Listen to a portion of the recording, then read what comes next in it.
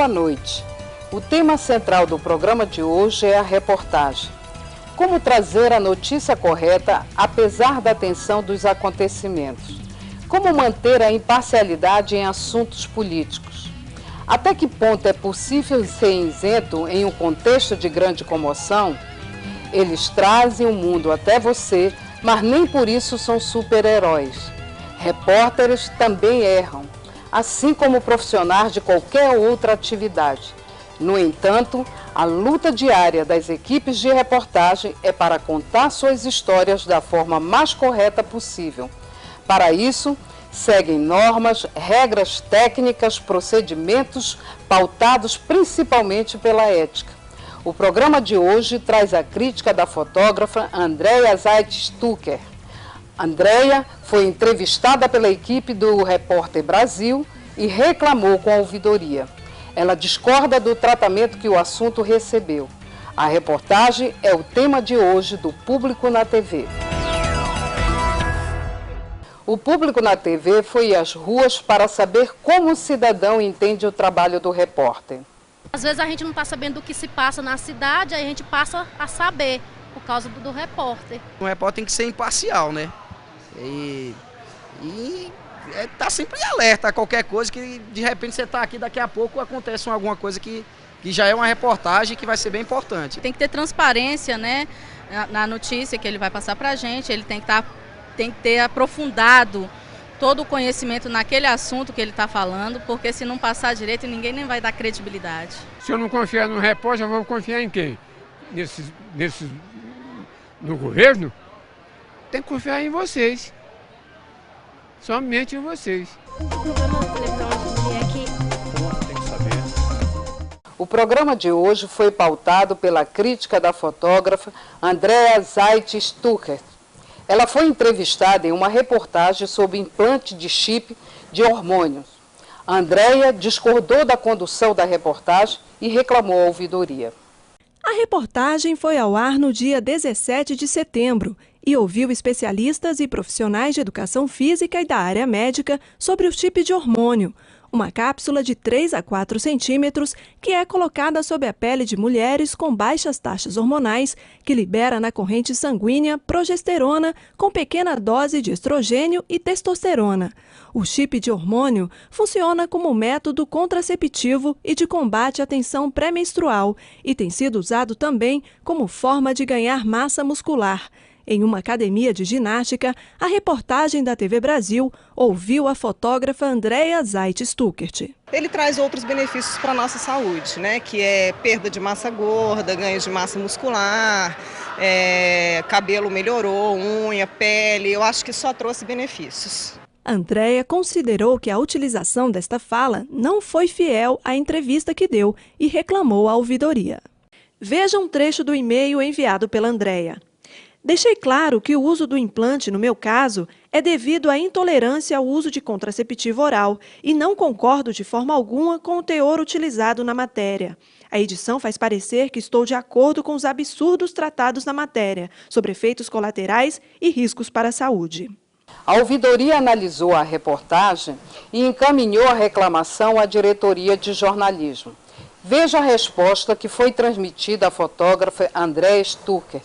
A telespectadora entrevistada e que reclama da abordagem da matéria apenas falou de sua experiência com o medicamento, inclusive dizendo que o aprova. Não houve qualquer comentário desabonador à sua opinião no texto da repórter e nem utilização inadequada de sua imagem. Andréia não aceitou a resposta dada pelo jornalismo e enviou nova reclamação à ouvidoria. Minha opinião não mudou com sua resposta. Mais uma vez vou repetir, se eu tivesse sido informada sobre o teor da matéria, não teria dado a entrevista. A repórter Aline Barcelos, que fez a reportagem, garante que informou aos entrevistados sobre o que seria a matéria. No momento que a gente chegou na academia, a gente falou para os professores, falamos para a personagem a maneira que a matéria ia ser conduzida. Naquela situação, naquela hora ali, a gente ainda não tinha a informação do médico, mas a gente já tinha alertado a eles que a gente entrevistaria uma pessoa falando bem, no caso a Andréia, um professor de educação física que não recomendaria o chip e um médico. né? Naquela ocasião a gente não sabia ainda a opinião do médico, que foi depois que a gente saiu da academia que a gente fez a entrevista com o médico falando contra.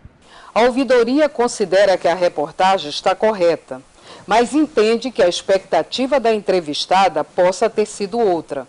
Esperamos que, ao tratar do assunto no programa, tenhamos feito o esclarecimento que a Andréia reclama. Como evitar este tipo de ruído entre repórter e entrevistado? Este é o assunto do próximo bloco, em instantes.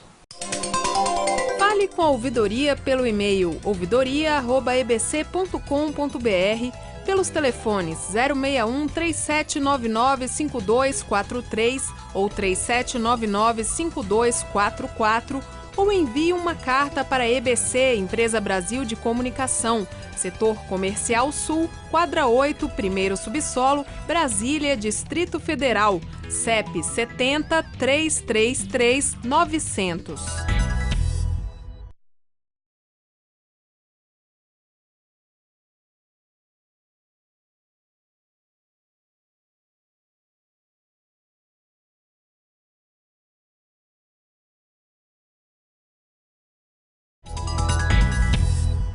Como evitar ruídos na comunicação entre repórter e entrevistados? Quais são os procedimentos para garantir uma boa reportagem dentro de limites éticos? Este é o assunto da nossa entrevista de hoje. Aqui conosco o jornalista e professor de telejornalismo, Luiz Cláudio Ferreira. Boa noite, professor. Boa noite, Regina. Eu gostaria que o senhor esclarecesse para nossos telespectadores quais são os critérios para a gente garantir uma boa reportagem. Primeiro, é uma honra falar sobre a nossa profissão. Sem dúvida nenhuma, para garantir uma boa reportagem, é muito importante que o repórter tenha em mente que toda história tem pelo menos duas versões. Então, a vez ao contraditório torna-se necessário para que quem está assistindo, lendo, ouvindo, entenda qual é o assunto e quais são as versões e de que forma esse assunto pode ser codificado de forma didática para a sociedade, né? Como é que o repórter deve abordar os entrevistados? Os entrevistados são as nossas fontes de informação. São por elas que a gente consegue caminhar na reportagem e tentar chegar o mais perto possível da realidade. Sem dúvida nenhuma, a gente trata essas fontes como personagens da história e elas conduzem várias versões. É importante que a gente trate com o maior respeito possível, principalmente a partir do momento em que a gente explique qual o objetivo da reportagem e para que tipo de veículo nós estamos fazendo. O tipo de veículo vai determinar, por exemplo, o conteúdo que vai ser explorado. Então, a fonte, o nosso personagem, vai entender quanto daquele assunto vai ser inserido no texto. Muita gente, no meio de uma entrevista, pensa que tudo que for falado na matéria vai ser colocado no ar. Pois não é isso. Aproveitando isso que o senhor está falando, e quando o entrevistado não concorda com o ponto de vista que foi abordado na reportagem?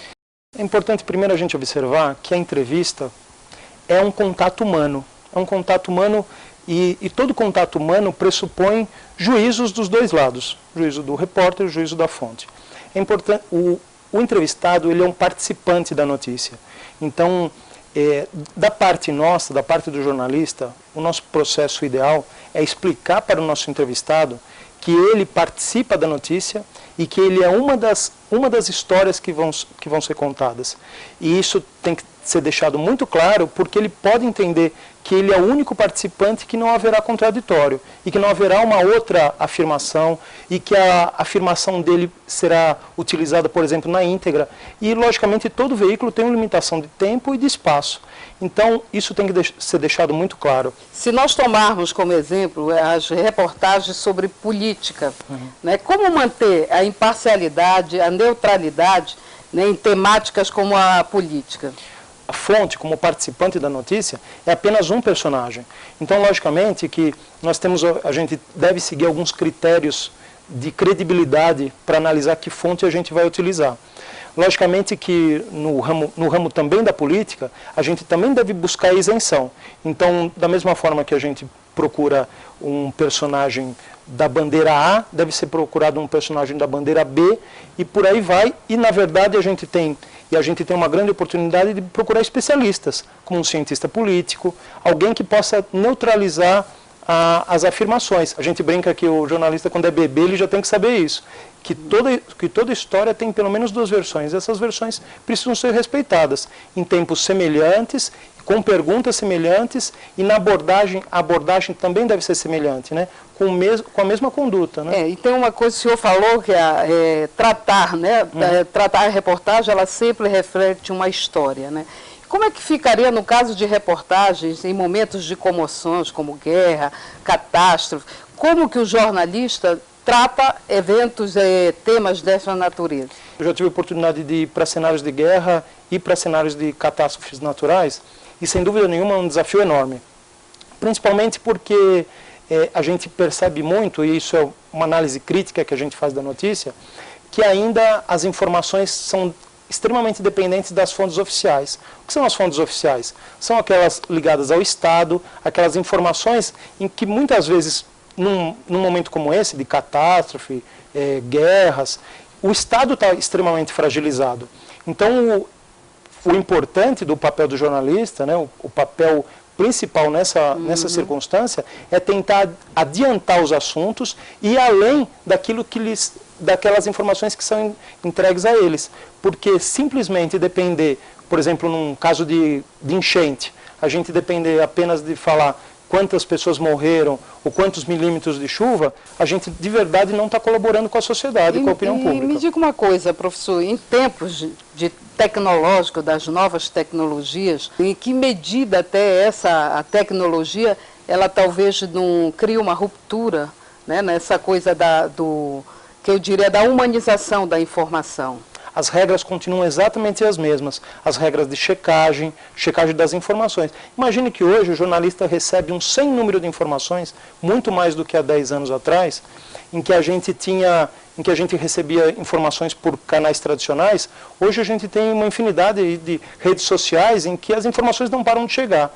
Então, se o jornalista olhar apenas para aquelas informações que chegam via Twitter ou Facebook, e não checar essa informação, é grande a chance de um erro, e de um erro que pode ser extremamente grave. Professor, muito obrigada pela sua participação e por seus esclarecimentos. Obrigado, Regina. É sempre uma grande honra falar sobre a nossa profissão e sobre as rotinas produtivas do jornalismo. Como fazer reportagem em clima de comoção sem perder a linha editorial? É o que você vai ver a seguir.